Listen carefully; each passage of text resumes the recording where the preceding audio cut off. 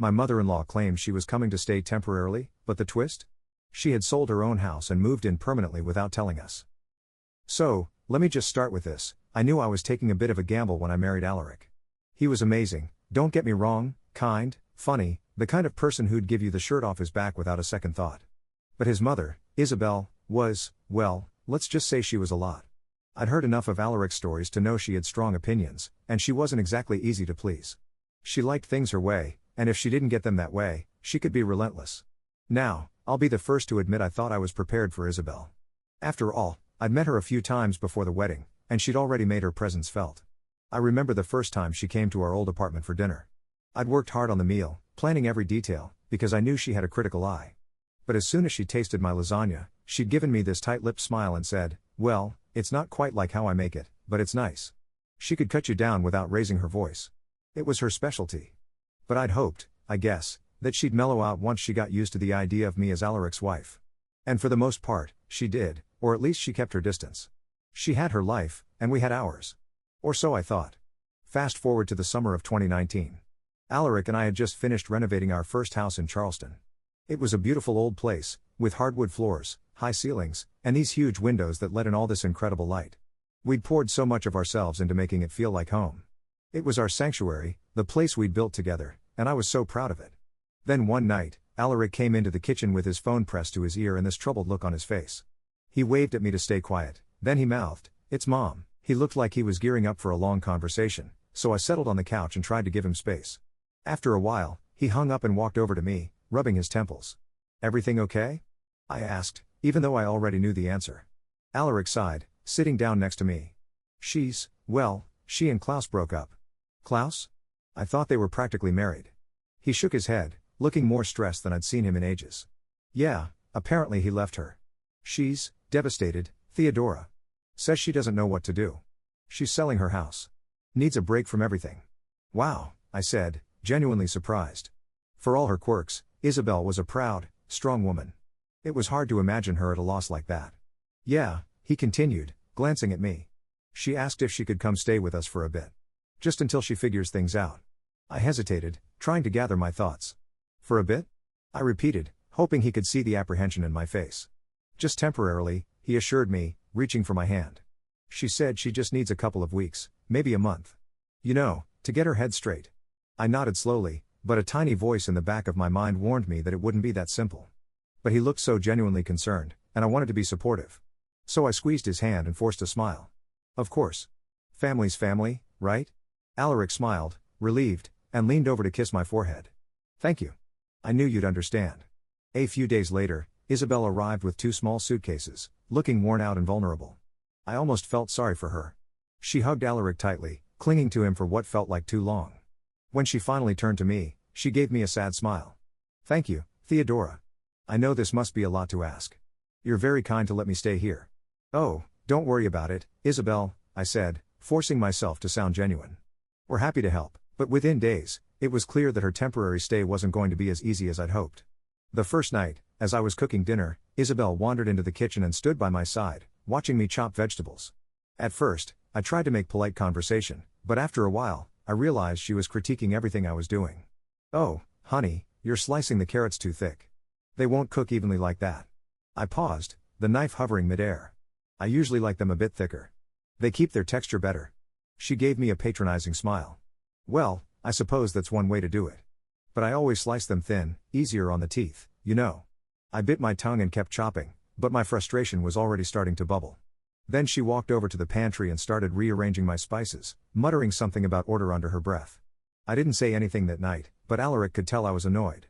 When we went to bed, he gave me a sympathetic smile. "She's just trying to help, Theo. It's her way of feeling useful. Is it helpful if no one asked for it?" I muttered, trying to keep my voice low. "She'll settle down," he assured me. "Just give her time." But she didn't settle down. In fact, over the next few weeks, she seemed to make herself more and more comfortable in our home. I'd come home from work to find that she'd rearranged the living room, just to give it a better flow. My favorite coffee mugs had disappeared, replaced with her own ceramic set that she just couldn't part with. She even went as far as buying new bedding for the guest room, turning it into her own little sanctuary. It was like she was marking her territory in every room of the house. Then, one Saturday morning, I decided to clear out the basement to make some extra storage space. When I opened the door, I nearly tripped over a stack of boxes. Curious, I opened one, only to find it packed with Isabel's old photo albums, decorative plates, and even some of her furniture wrapped up in blankets. "What the?" I whispered, pulling out a heavy silver vase that had clearly seen better days. Later that day, I asked her about it. "Isabel, I noticed you've moved a lot of your things into the basement. Are you planning on taking them to your next place?" She gave me a strange look, like I just asked her something ridiculous. "Oh, sweetie, those are my precious things. I can't just get rid of them, and this house has so much extra space. It's only logical to store them here." I bit back the urge to snap. "But, you'll take them with you when you move out, right?" "Of course," she said, waving me off. "Whenever that happens." The way she said it sent a chill down my spine. Whenever that happens? What did that mean?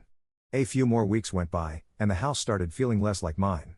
Isabel's belongings were everywhere, from her throw pillows in the living room to her collection of porcelain cats displayed on a shelf in the dining room. It was suffocating. Every time I tried to talk to Alaric about it, he'd brush it off, saying, "She just needs some time. Let her have a little comfort." Then, one night, I came home from work and heard voices in the kitchen.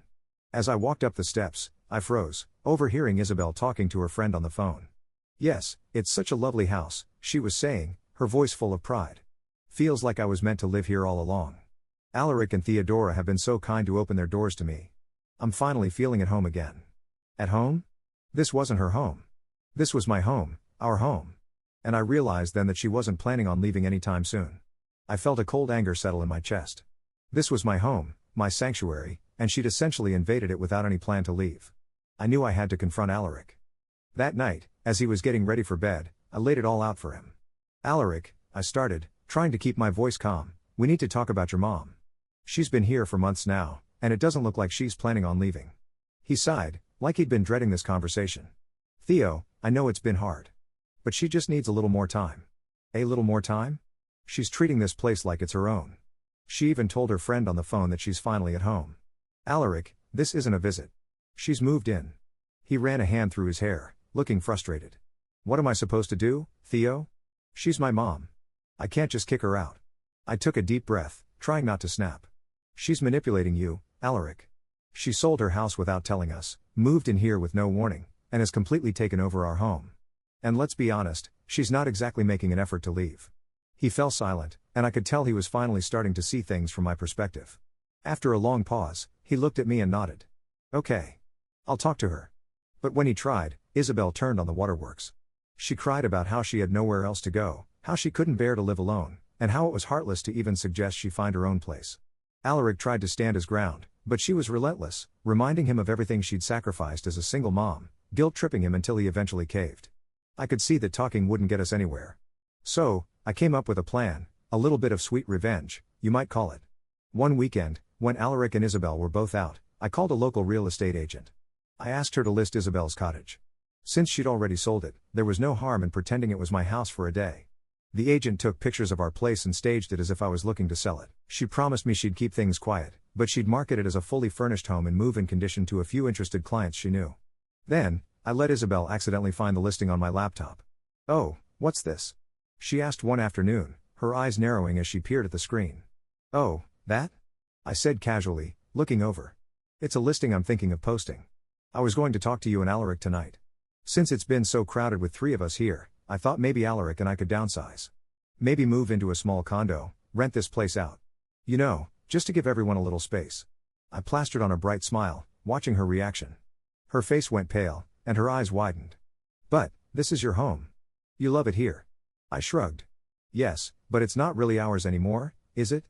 I mean, you're clearly more comfortable here, so maybe it'd be best if Alaric and I moved somewhere that felt, well, more like our own." I could see the panic setting in. She glanced around at all her things scattered around the house, realizing that if I followed through, she'd have to pack up and leave. Her precious setup, the little kingdom she'd carved out, was in jeopardy. That night, she sat Alaric and me down in the living room, looking unusually subdued. "I've been thinking," she started, her voice softer than I'd ever heard it. "Maybe it's time I find a place of my own. I don't want to get in the way of you two building a life together." Alaric looked relieved, and so did I. "That sounds like a good idea, Mom," he said, a smile of relief spreading across his face. She didn't find a new place right away, but the sense of urgency had finally set in. Within a few weeks, she'd packed up her belongings and moved into a small apartment across town. I think she realized that if she kept pushing, I was prepared to push right back. As she left, she gave me a long look, like she finally understood I wasn't someone she could control. I smiled back sweetly, waving from the porch as she drove away. And just like that, our house was ours again.